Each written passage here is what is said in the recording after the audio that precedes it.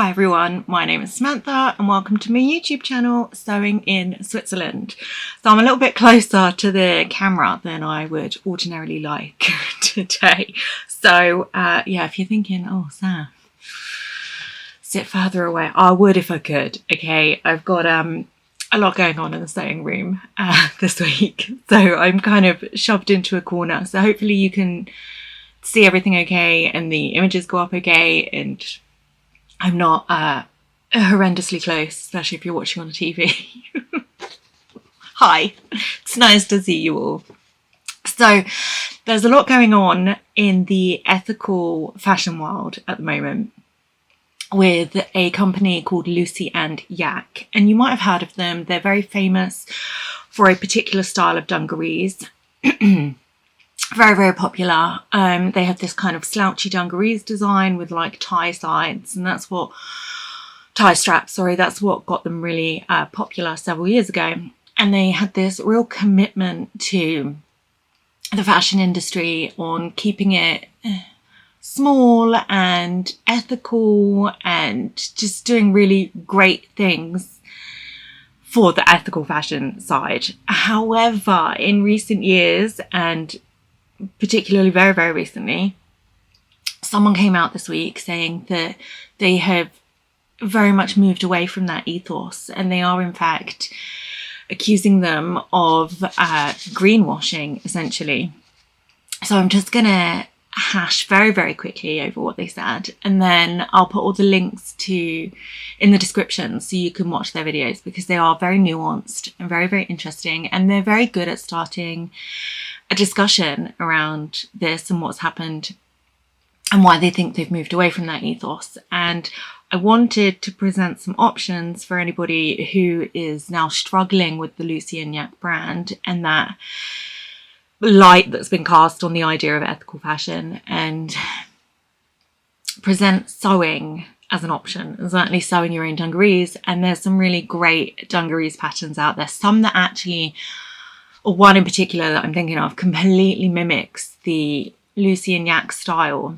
So you could just make your own, and they're not difficult to make, I promise you.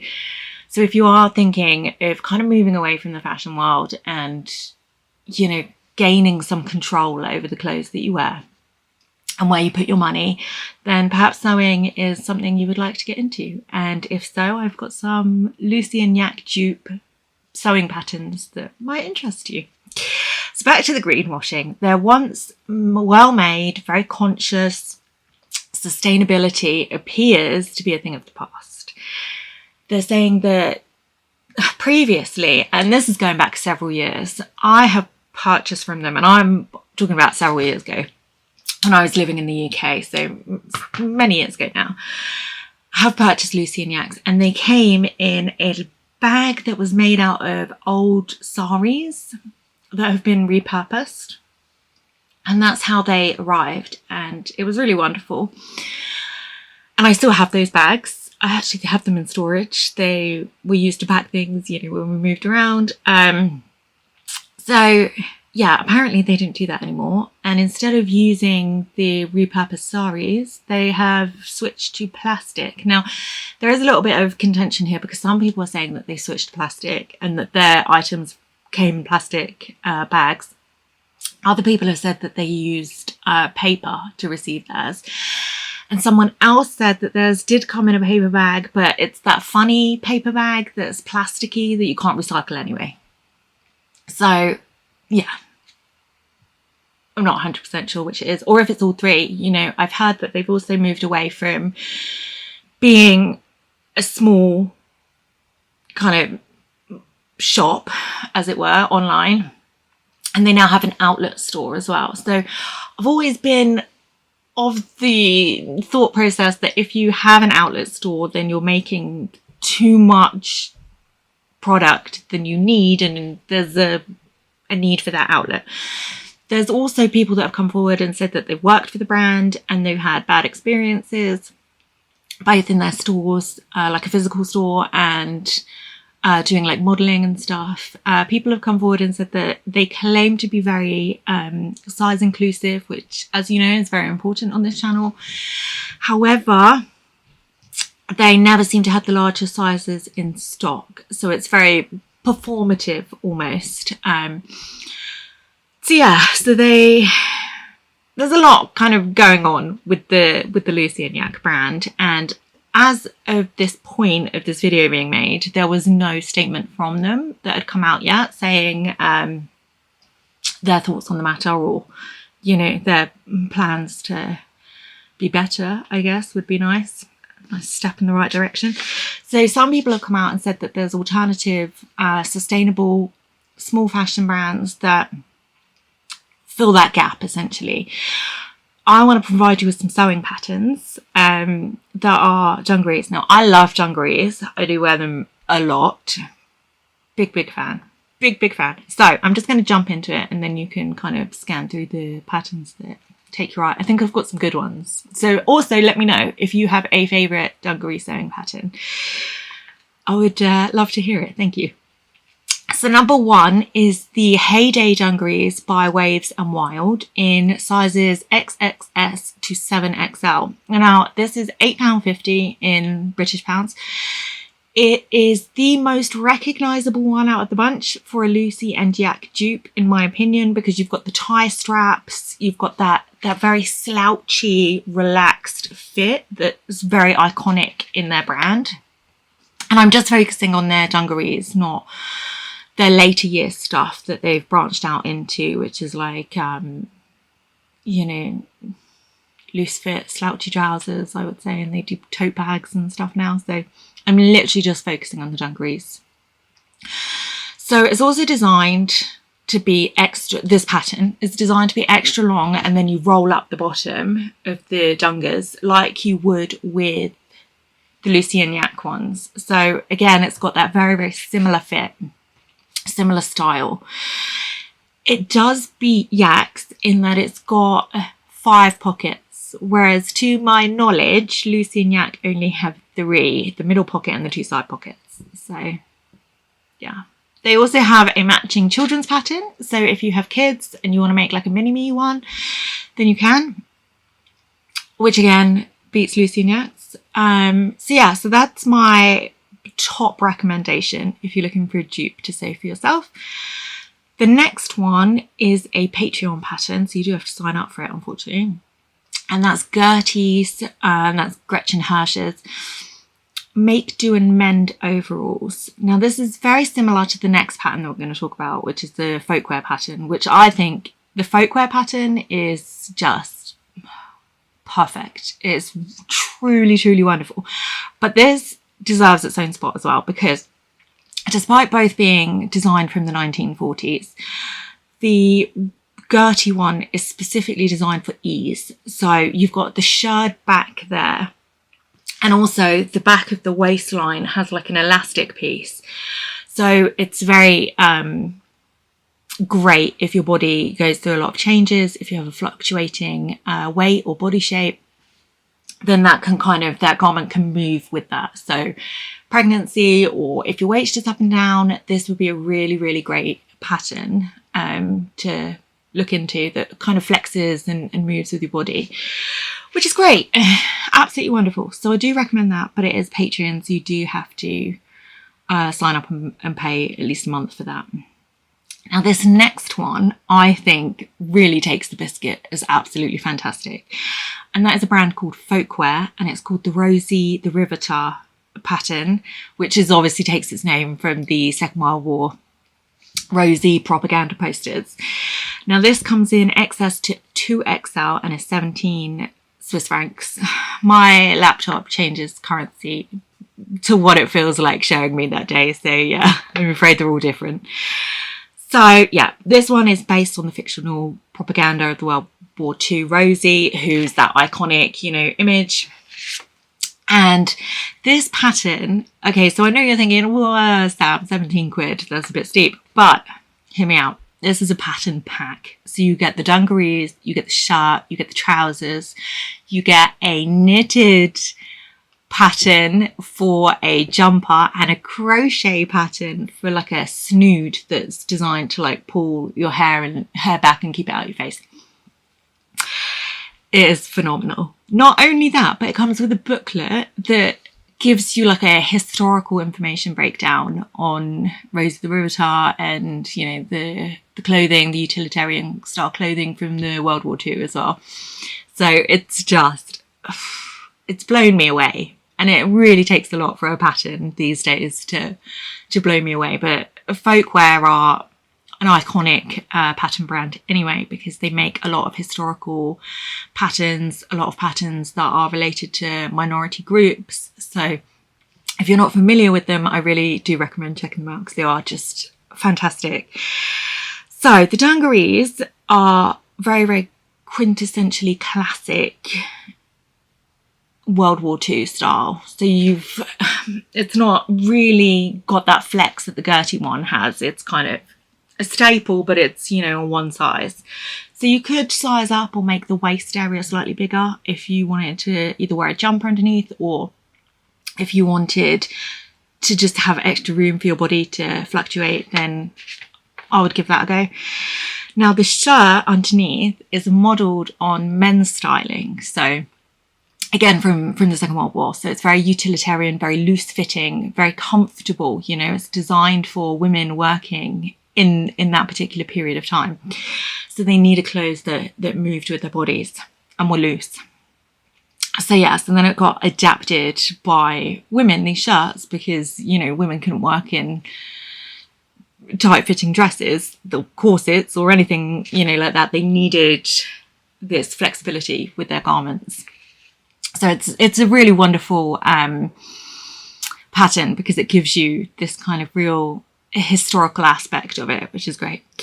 So then you've got a pair of pleated trousers with side pockets and a back zipper. So you just kind of pull them up and on. And they just look super comfortable. The fact that we're doing dungarees and it comes with all these additional patterns is just phenomenal. And then you've got the knitted jumper pattern. So if you're also in the, I say fibre arts, textile arts community and like to knit or crochet or want to knit or crochet, then this would be a really great start because you've got the snood and the jumper that then goes with it. So I would say it's one of the most exciting, budget-friendly pattern packs that I have seen in a very, very long time. And I am truly phenomenally impressed. I think it's fantastic. So moving on to a version of the dungarees that is more accessible, I think, for your body. So if you struggle with kind of lifting your arms or that kind of mobility issue where you move your arms back and you're having problems with that and you're thinking, well, I'd really like to wear dungarees, but I don't have that range of movement to perhaps pull them on easily or tug them off. So House 7 have a really great pattern. I actually have just nearly forgot the name. The Burnside Bibs, right? Now they have a much lower back, so a much longer strap there that goes round down to the lower back and ties around the lower back there. So you don't have to lift your arms up to pull it off, right? You can just untie the tie there that's kind of more just above hip height, I would say, more like waist height, because the back is much, much lower. So I would say that really takes a lot of accessibility options if you really want to make some dungarees but struggling with that range of movement. Much roomier to get in and out of. The Burnside bibs are also a staple of most sewing households. I honestly can think of a handful of accounts just off the top of my head that have made Burnside bibs. They're a very famous staple within the sewing community, I will say. So they also do, So House 7, this is the pattern company, do a knitted dungarees option. And it's technically, I mean, you'd probably call it a jumpsuit. It's the, I don't know how to pronounce this, Tumalo,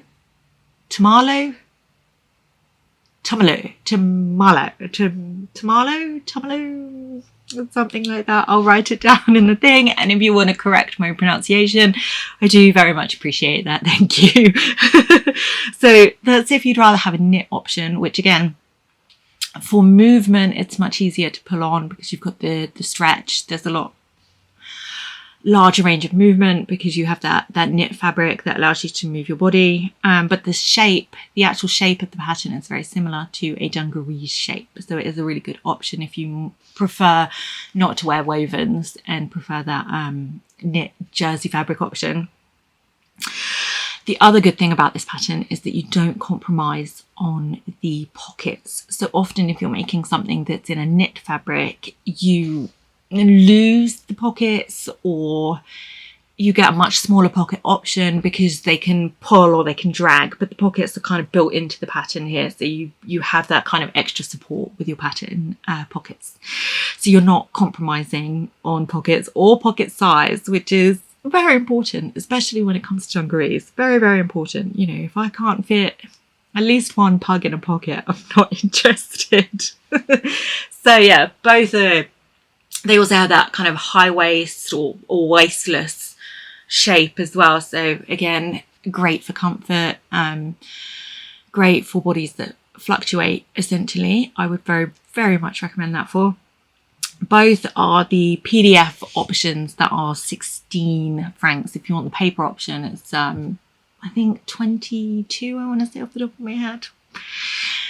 So I would very much like to know what you think of the matter, especially when it comes to ethical fashion and greenwashing and just knowing how your clothes are made. It's really, I think, really well done in that it's shined a light on how the clothing is made and how a lot of people aren't happy with that.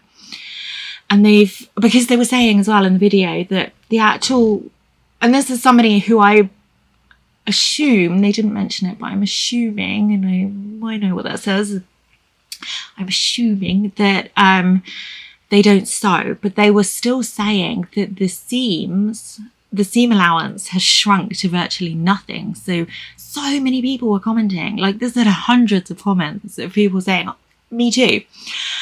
I wore these trousers I wore these dungarees and they split right down the crotch or down the side, the outside side seams there where your thighs are, because there was no flex and there was no seam allowance, and they just split, which is a sign of low quality fabric, low quality, I don't want to say skills, because I don't think it's the people that make it at all. I think it's pressure to use as little fabric as possible and therefore maybe make it as quickly as possible as well. So perhaps the finishing is a little bit different, but it's a real shame to see, because then these items, even though they claim to be ethical fashion, are going straight to a landfill, because if you don't know how to fix them, or you don't, have the time or the resources to fix them, then they're just going straight in the bin, aren't they?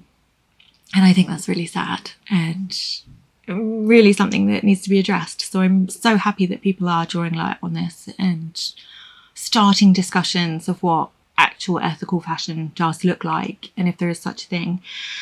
And you can always make your own clothes. You can always learn to sew. You can always make some dungarees, because that is so much better than shopping.